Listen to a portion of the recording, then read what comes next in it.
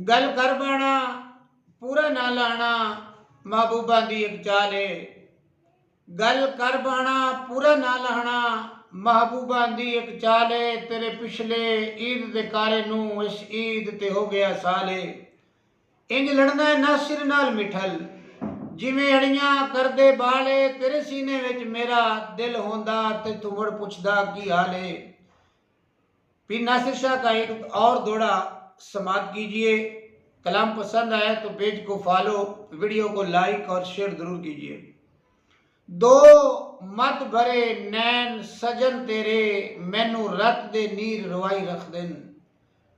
दो मत भरे नैन सजन तेरे मैनू रत दे नीर रवाई रख दिन। मैथू दूर शराब दे दोए मटके दिले बिस्मिल नू तरसाई रख दिन।